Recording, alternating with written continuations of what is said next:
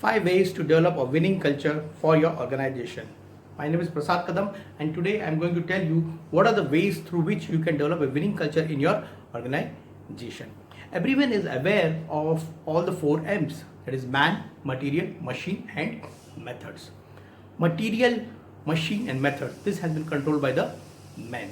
So if you are able to develop a culture in which the man want to grow, the man want to live, the man want to be happy, a man want to improve his productivity, then you have to develop a culture in which the man should able to thrive in, the man should able to survive, the man should able to grow. Right.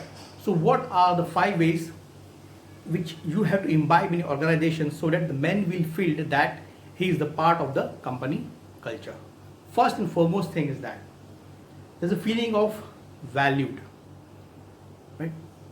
The employee should feel that he is valued in that organization. So how can you say that I am valued in my organization? There's a ways of expressing that. The first way is that you have to appreciate your employees and appreciate sincerely whenever possible. Right? You should appreciate them.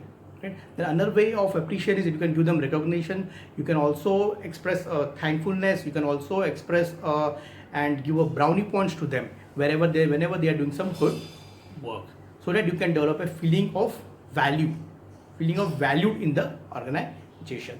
The second important point is that the employee should feel connected. Many of the employees are working in an organization, they are working in different departments and they doesn't know each other.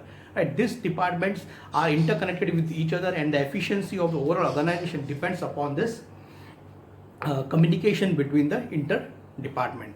But these employees doesn't know each other. So we should have a means through which we should see to that all the employees are connected to each other in the inter-department. So how can you do it? One of the ways that you can purposefully organize a meeting between the inter-department.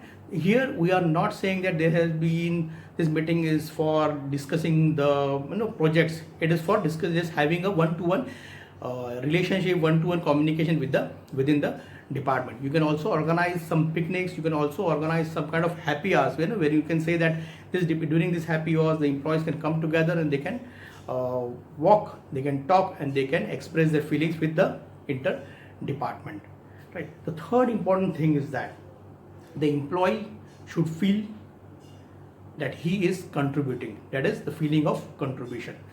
All the organizations should have a proper goal, vision, missions and the targets. An employee should be made aware that this is the way you are contributing to the goal. This is the way you are contributing to the vision or mission of the organization. What are the small targets? What are the small work that employee is doing? You should able to link his work to the bigger purpose.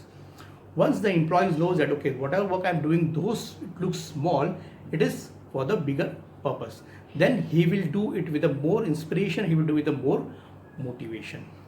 Fourth point, the employee should feel that he is secure and he is stable in the organization.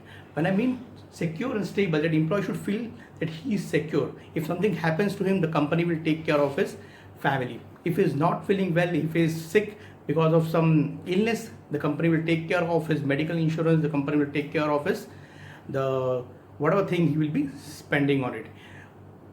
So this way he feels that he is stable. You can some of the organization, they again go beyond and allow their children to come into the organization. So if something happens to the employee, their relatives can join the organization.